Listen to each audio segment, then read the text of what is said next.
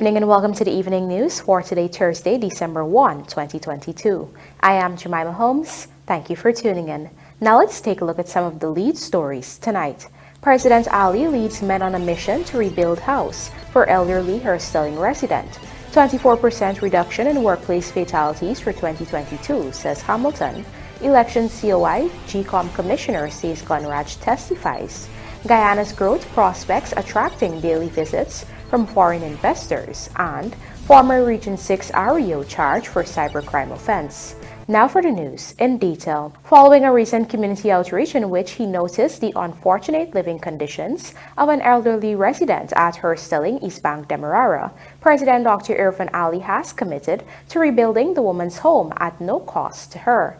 Today, the head of state led a team of men under the Men on a Mission initiative to begin the reconstruction works. Here's a look. We started this morning. As I said, that I intend to be physically and personally involved, and thank all the members of Men on a Mission here. And what we are hoping to achieve is to complete the structure by next Friday. A new structure so that the granny can get back into her home before next weekend. And we'll be back during the course of the week, tomorrow, starting today, to update you on the progress. But these are some of the things that in every community we want men to gather their effort and come together in helping others, creating positive impact, not only on the social side, but also in relation to uplifting lives of people. We are very happy to participate in this Men on a Mission project through His Excellency initiative to get Granny a new home for Christmas. Our plan of action, we took the house down today. Today we start sand filling the environment here, and from tomorrow we pretty much will be casting the base and start preparing the wall, prefab the wall, so we can have this building completed by next Friday. So I'm imploring on all listeners here right now, if you want to do something for somebody for Christmas, come out here from tomorrow, come out with your hammer and participate in helping to put up this new structure for Granny. You know, the Guyana Police Force, we're going through a transformation, and so our strategic partnership pillar is one that we are emphasizing on. In relation to this building, it is an elderly woman. She's considered vulnerable, and we're going to move to all the communities to ensure we identify the vulnerable, because if they're vulnerable, you know, they're susceptible for anything to happen, building collapse, or anybody could get into the homes, and because of their vulnerability, they may not be able to defend themselves. And so, like we identify here, we're going to go to the other communities and have those areas identified. The persons, of course, identified to one Men of Mission in collaboration with police and all the other stakeholders. We're going to continue to build capacity by enhancing these buildings and ensuring that they have adequate security mechanisms in place. This is what Men on a Mission means. It doesn't mean that we just say things and we make grand promises and grand gestures. This is what it actually means. There's Granny who lives there. There's an old lady who lives there with her son in conditions that are very difficult. Obviously, not by choice. So we decided that we would do everything we can to make it better. This is the culmination of a partnership with the government, driven by the president, the government, the private sector, and the community. And they've all come together. Last weekend, following last weekend, there was a hurry. We needed to get plans in place. We needed to have house drawings. We need to have approved plans so that we could start construction. Those plans have now been approved. It is estimated to be finished by next week, Friday, so that Granny can move in with her son and have a joyful Christmas season, hopefully. And it starts today. This started at 6 a.m. and this is the result of it. So this is what a promise is. If you say you're going to do something, you should do it. If you say that Men on a Mission should have a vision to help those in the community that require help, then you should put yourself forward to be of assistance to those in your community. Rupa Sinarayan joins us now to report that a 24% reduction in fatal workplace accidents has been reported for 2022, wherein 19 persons have lost their lives while on the job. Here's more. Labour Minister Joseph Hamilton on Thursday provided an annual report on the work of the Operational Safety and Health Department, where he shared that a planned work program was executed in keeping with the objective of improving working conditions. In 2020, 32 persons died in workplace accidents, followed by 27 in 2021. In total, 184 workplace accidents were investigated this year, inclusive of the 19 deaths. To date, there has been a 24% decline in the number of fatal accidents when compared with the corresponding period last year. The fatalities occurred in the mining, construction, agriculture, manufacturing, and forestry sectors. Some 1,298 inspections were carried out across the 10 administrative regions throughout the year in both the private and public sector, an 85% achievement of the inspection target. Meanwhile, 21 complaints in relation to workplace incidents were received and investigated. While there are breaches of the Occupational Safety and Health Act, in most instances, employers responded positively to the recommendations which were made. 184 workplace accidents were investigated, including the 19 fatalities. Meanwhile, the minister also provided an update on the freak accident at Gaffur's manufacturing complex at Land of Canaan, which claimed the life of delivery clerk Cindy Jatan. She was fatally injured after a storage rack collapsed. The design and capacity of the storage rack was not known, and there was no visible evidence of its capacity.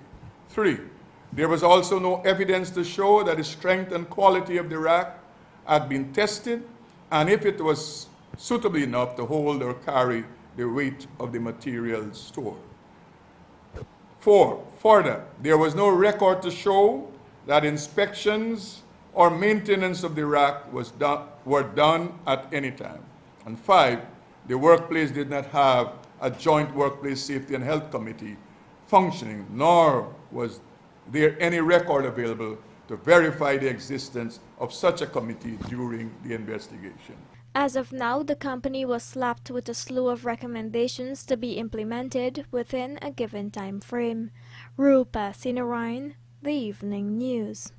People's Progressive Party nominated commissioner at the Guyana Elections Commission, SASE GUNRAJ, today took the stand in the ongoing Commission of Inquiry into the events that followed the March 2, 2020 elections. He testified, among other things, about former Chief Elections Officer Keith Lowenfield presenting a report in which he invalidated scores of votes cast at those elections. Let's have a look. In his testimony on Thursday, GECOM Commissioner SASE GUNRAJ spoke about the series of events that ensued after the March 2, 2020 polls. He told the Commission of Inquiry that following the conclusion of the 33-day recount process, the then CEO, Keith Lowenfield, was directed by the Elections Commission to submit a report on the outcome of that exercise. GUNRAJ further testified that Lowenfield indicated in his report that the elections were not credible. In that report, the CEO stated that he was unable to ascertain that the 2020 general and regional elections, which he oversaw, were impartial and credible.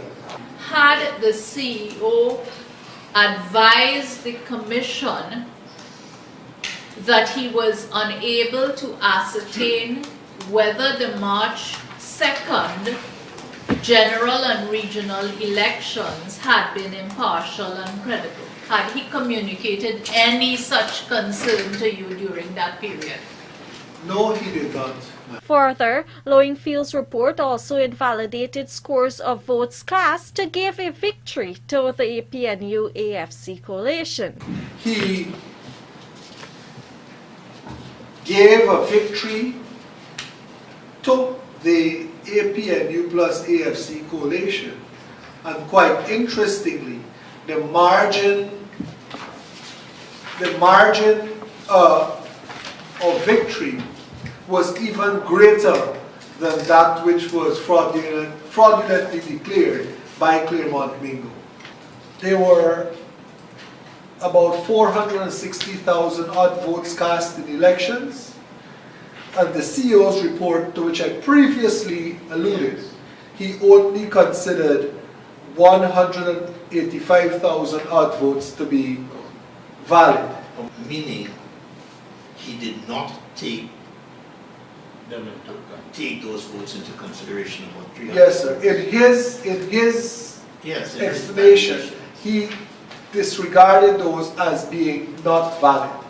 According to GUNRAJ, that report was rejected by a majority of the 7-member election commission, and the then CEO was directed to resubmit his report based on the actual results of the recount. There was a ruling by the Caribbean Court of Justice.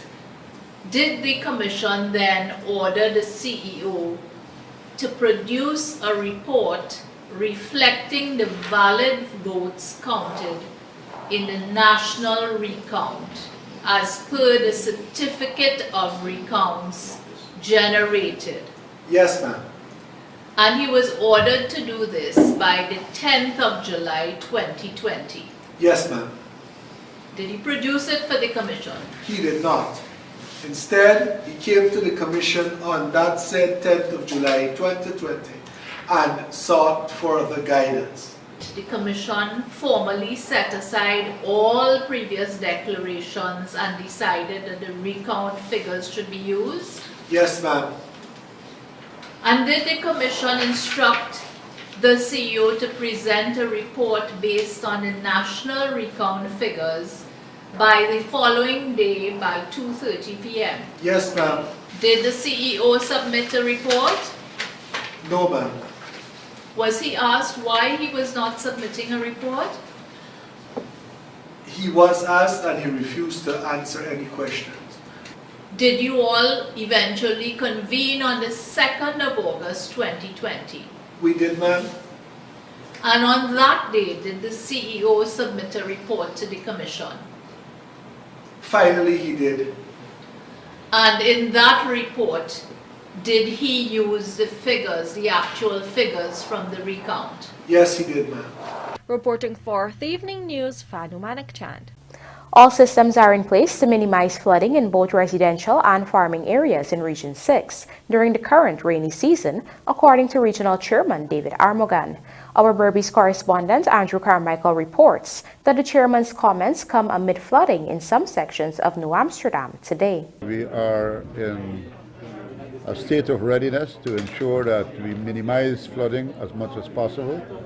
We may not be able to stop it completely because with the high intensity of rainfall that we've been experiencing, we may have instances where there might be some waterlogging in some of the areas, as we have already started to experience.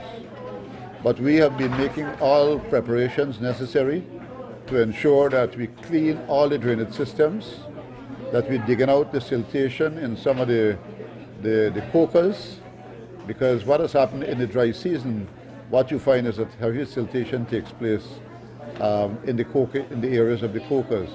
And so right now machines are being deployed in all these areas. We couldn't do it in the dry season because if we had done it in the dry season and 2 weeks pass into the dry season, you find that siltation comes back again. According to the regional chairman, arrangements are being put in place to have SIP workers clean residential drains to allow for fast drainage. Several streets in the main shopping area in New Amsterdam as well as Ryman's Urban, which is another section of the town, were inundated on Thursday after overnight rainfall. In the case of Ryman's Urban, it has been an age-old problem with flooding. According to Armagon, the administration is not only focusing on residential communities. With our level of preparation that we have at the moment, we should be able to avert any major issues with regards to flooding within the region. We've been getting lots of cooperation and assistance from the Ministry of Agriculture through the National Drainage and Irrigation Authority, and so we are working very closely with them to ensure that the farming community, as well as the NDCs, the people who live in the various communities, they are as safe as possible from waterlogging, because under the farming community, the cash crop people too, because as soon as you have heavy rainfall, and there's waterlogging in the farms, you find the crops begin to die. So we are working, we're trying our best, and we have all the systems in place. Whenever the cokers are not operational, the pumps will become operational, because the pumps are all operational as I speak. There might be one or two problems here and there as the pumps start to work, but I think we don't anticipate any major problem. For the Evening News, Andrew Carmichael. Coming up, Israeli firm to invest US $15.7 million in hydroponic project in Guyana, and Saddam Hussein is new Chief Education Officer. Do stay with us. More news ahead.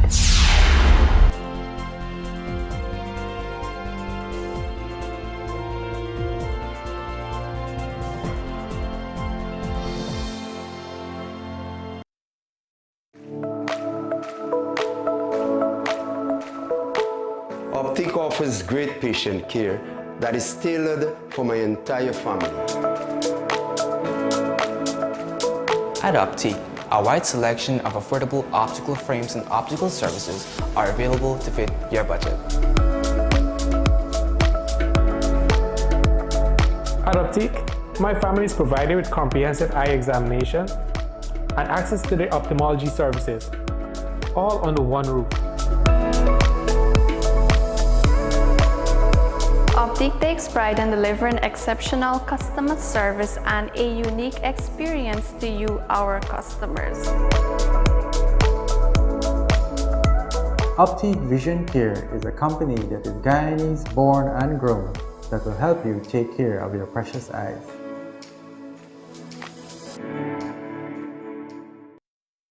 Did you know that the government has funded the 2022 budget through oil revenues?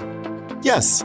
Money earned from oil production offshore is being used to support projects in Guyana, including social programs like the increase of public assistance and old age pension, as well as cash grants to support the vulnerable members of society.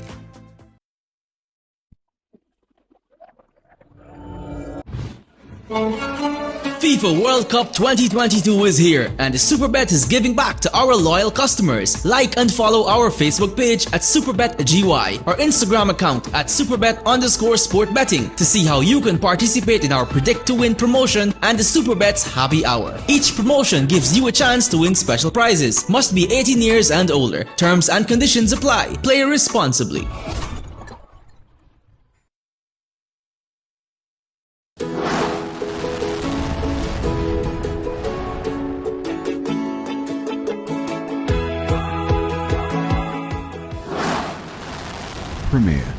Premier insurance coverage for less. Stay safe. On the job, you know how it goes. 1 minute everything's going right and the next something goes wrong. Don't worry, Premier Insurance will make things right again. For all risks insurance, call 223-0840 or visit premierinsurance.gy. Fuel your success. Premier insurance coverage for less.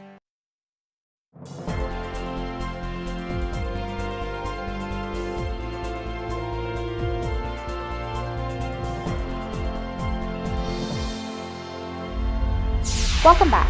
You're watching the Evening News. The government of Guyana, through the Ministry of Agriculture, on Wednesday signed a memorandum of understanding with Israeli company Carlico Inc., making way for the development of a massive hydroponic production project in Guyana, costing some US $15.7 million.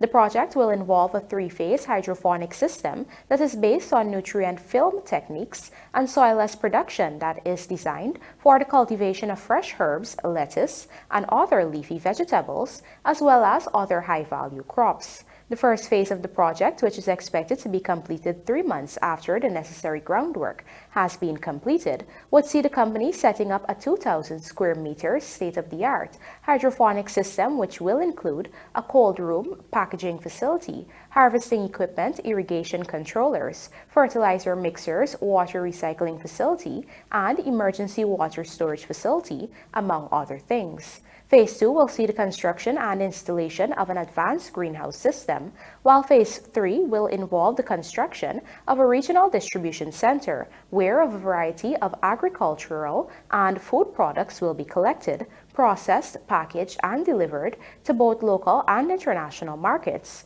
even as it meets all of the necessary USDA and European Food Safety Authority standards and regulations. A classroom teacher for more than 20 years, Saddam Hussein has been appointed the new Chief Education Officer of the Ministry of Education. Over the last 2 years, he served within the Central Ministry as the Chief Schools Inspector and has been managing the efforts to restructure the Inspectorate Unit of the Ministry. Hussein is replacing Dr. Marcel Hudson, who will now take up the position of Executive Director of the National Accreditation Council, which is the principal body in Guyana responsible for conducting and advising on the accreditation and recognition of educational and training institutions, providers, programs, and awards, whether foreign or national. We now tell you that former Regional Executive Officer of Region 6, Dr. Virasamy Ramaya, has been charged under the Cybercrime Act. Our Berbice correspondent, Andrew Carmichael, has that story. 75-year-old Virasamy Ramaya of Wim Village Quarantine appeared before Magistrate Alex Moore, the Springlands Magistrates Court. It is alleged that Ramaya, a former Regional Executive Officer, REO of Region 6, used a computer system to harass and humiliate Siraj Dial Sahadio, called Pandit Dev, 43 of Crabwood Creek. Sahadio is a pandit and also a councillor of the Region 6 Regional Democratic Council. The charge was laid contrary to Section 19(5)(a) in contravention of Section 19(3) of the Cyber Act 2018 of the laws of Guyana. Ramaya pleaded not guilty, and through his representation of his attorney, he was released on his own recognizance. He will have to return to court on February 20th when the matter will be called again. Anybody can be offended. Once you're offended or embarrassed according to the section, you can be charged. And that is why these same laws have been quashed in other jurisdictions such as Kenya, Zimbabwe, India, and United States of America. It's too wide a dragnet. Any little thing that offends somebody or they feel embarrassed, a person can be charged for cybercrime. I think the threshold should be much higher. This threshold under this act is too low, and we intend to challenge it constitutionally. I feel that it is a serious interference with the freedom of speech and freedom of expression, which is a fundamental right under our act. Ramaya has been a controversial figure in the region since being appointed REO after the APNU-AFC coalition took office in 2015. He is alleged to have undertaken projects without approval of the RDC and eventually resigned under pressure. He later resigned from the Alliance for Change and joined the PPP, leading up to the 2020 national and regional elections. Following the return to office by the PPP, Ramaya was asked to head the Rapid Response Task Force and tendered his resignation after his demands were not met. The resignation was not accepted, and last month he tendered his resignation again. Since the party came into office in 2020, Ramaya and regional officials have not been seeing eye to eye. In recent times, Ramaya has been very critical of the PPP. Andrew Carmichael, The Evening News. Incentivizing the growth and expansion of the private sector, the necessary engine of economic growth in Guyana, has cost the government some $80 billion in fiscal incentives over the past few years. Gerald Bryan reports. During the Guyana Manufacturing and Services Association GMSA Awards dinner on Tuesday, President Dr. Irfaan spoke of his government's support for the manufacturing sector. He provided a figure of $80 billion in total fiscal incentives the government has provided to the sector over the past 2 years. Let me explain to you what the government has done in the last 2 years to cushion investment and support investment. In fiscal incentives alone to the local manufacturers and the local private sector, we have been able to give $80 billion in the last 2 years.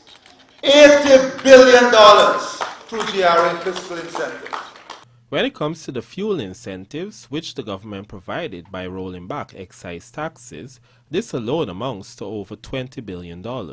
In fuel, because of the removal of the taxes on fuel to support manufacturers and the local private sector, we have foregone $21 billion in revenue.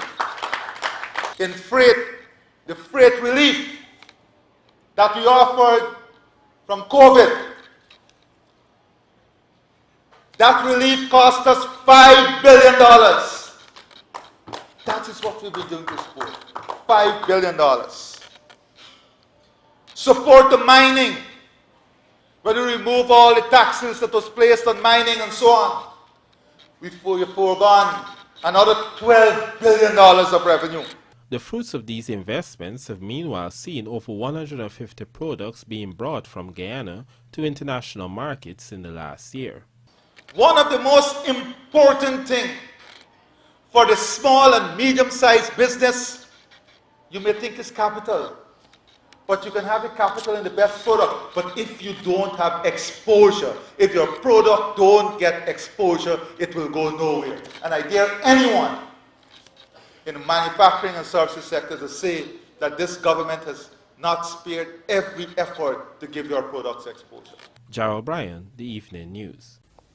The way the world sees Guyana and its growth prospects was highlighted during the Guyana Manufacturing and Services Association's dinner on Tuesday, when diplomats spoke about the high interest investors in their own home countries are showing towards investing in Guyana.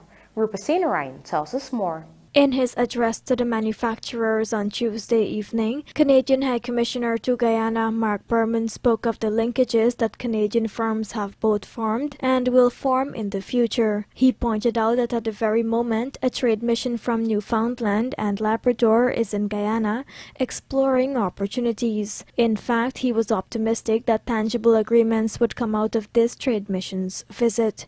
Over the years, we've encouraged Canadian firms to come to Guyana and assess the opportunities, meet the business community and get tangible feel for the country. And the Canadian private sector is listening to the call. Be it in bauxite, service industries, mining, oil or other sectors, Canadian companies have continued to quietly form long-lasting partnerships that have benefited both Canadians and Guyanese. Meanwhile, British High Commissioner to Guyana Jane Miller noted the importance of businesses being ambitious and seeking opportunities to expand their operations while hiring more people. And Guyana really is open for business. It's a really amazing, transformative time. And I just have three messages to be communicating tonight. And firstly, it's about ambition. We've just heard, this is the fastest growing economy in the world. And I want businesses to be really ambitious. I've traveled around the country and I've seen some amazing manufacturers, amazing people doing incredible jobs. Have pride in what you do. But see this as a time of opportunity. See this as a time for growth for your businesses. Seek those opportunities. In her address, the Chinese ambassador to Guyana spoke of the ways in which China has been helping Guyana achieve its economic and infrastructural potential through various concessionary financing. With the booming oil and gas industry, Guyana has ushered in a historic development opportunity and become a shining star in this region. But I believe, although the oil industry is an important engine, it's not the only one. Like my colleagues has mentioned, I believe other sectors such as agro-processing, light manufacturing, services all has great potential. The Indian High Commissioner to Guyana, Dr. K.J. Srinivasa, meanwhile spoke highly of Guyana's growth prospects and the fact that investors arrive in the country every day. Numerous delegations come in day in and day out to Guyana. And as my good friend, the Canadian High Commissioner was just mentioning, there are always some delegations in Guyana floating around in some part of this country. In fact, I am here after seeing off an Indian official delegation directly from the airport. GMSA's mission of leadership to initiate, advocate, and promote policies and programs for the development of the manufacturing and services sector, to ensure compliance with global best practices and due regard for social and environmental issues, is very apt at this juncture of growth for Guyana. Rupa Senarayan, The Evening News. The National Assembly on Wednesday passed the Hire Purchase Bill, which will equal protection to consumers from exploitive practices and sellers from unscrupulous consumers. Find out more in this Fiona Morrison report. The Hire Purchase Bill was presented to the National Assembly for its second reading by Tourism, Industry and Commerce Minister Onij Walron. According to the minister, the bill benefited from widespread consultations with stakeholders in the hire purchase sector. The consultation process was a full and fruitful one. As a result of this process, some 27 clauses were amended in committee, many following representations from various stakeholders. In fact, only 3 clauses have come back here without some form of amendment. Additionally, Mr. Speaker, an entire section, Part 3, comprising 6 major clauses, has been added. Minister Walron further informed the House that the bill creates equal protection for both consumers and sellers. This bill seeks to level the playing field associated with hire purchase, credit, and conditional sales agreements by providing substantial protection to consumers who opt to enter them. It is of some importance, Mr. Speaker, that I say the bill seeks to level the playing field and not to distort it. We are mindful of and are determined to avoid replacing a regime that substantially disadvantaged the buyer with one that disadvantaged the seller. Thus, you will find, Mr. Speaker, when I come to explaining some of the actual provisions of the bill, that there are some there which also provide protection to the seller against unfair practice on the part of the buyer. The Hire Purchase Bill was subsequently adopted and passed by the House after debates from parliamentarians on both sides. Here is a look at some of the provisions of that bill. The buyer's right to so cancel the agreement is one of those terms and conditions which is required to be expressly stated in the agreement. This clause, that is Clause 10, also specifies those parties who are appropriately considered to be agents of the owner for the purposes of receiving notice of cancellation of the agreement. Clause 13 makes provisions for a buyer who cancels an agreement to recover any monies paid under that agreement, subject to a restocking fee charged by a seller to a maximum of 10%. Once again, Mr. Speaker, we see this recurring theme of balancing the protection of buyer and the seller. Clauses 24 and 25 set out a comprehensive regime for determination of matters relating to actions for the recovery of possessions of goods. They confer jurisdiction in these matters upon the magistrate's courts, regardless of the sum of money involved. They also confer certain powers on the court with respect to these matters and provide that failure to comply with orders of the court constitute offenses punishable by fines of up to $200,000 on summary conviction. Meanwhile, the Tourism, Industry and Commerce Minister also disclosed that this bill will be further complemented by the Movable Property Secure Transaction Bill, which will be tabled in the National Assembly in the near future. And now for a look at the bridge reports. The Demerara Harbor Bridge is scheduled to be closed on Friday, December 2nd at 13:30 hours and then again at 30 hours for 1.5 hours. Meanwhile, the Berbice River Bridge will be closed on Friday, December 2nd at 12:15 hours for a period of 1.5 hours. Test, Chandrapal stands tall in brave unbeaten 47, but Australia dominates and Diamond International Hockey bullies off tonight. Details of these stories and more in this broadcast, sponsored by MacCorp, coming up on the other side of the break.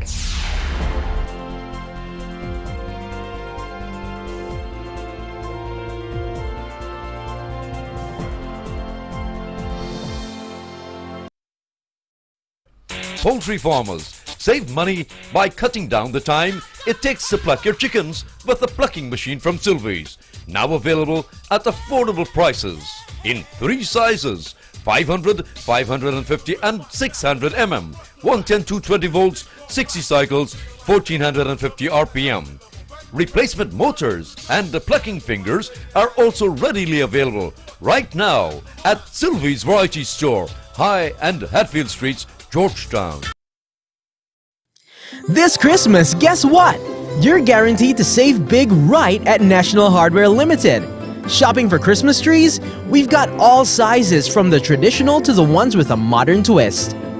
Garlands, wreaths, lights, and Christmas inflatables are what you need to bring that Christmas cheer.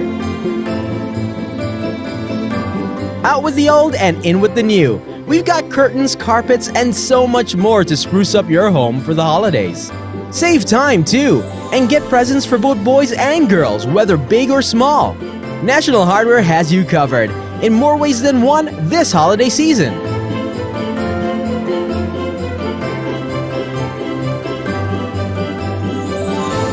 Check out our superstore at 13 to 14 Industrial Site, Rumvelt.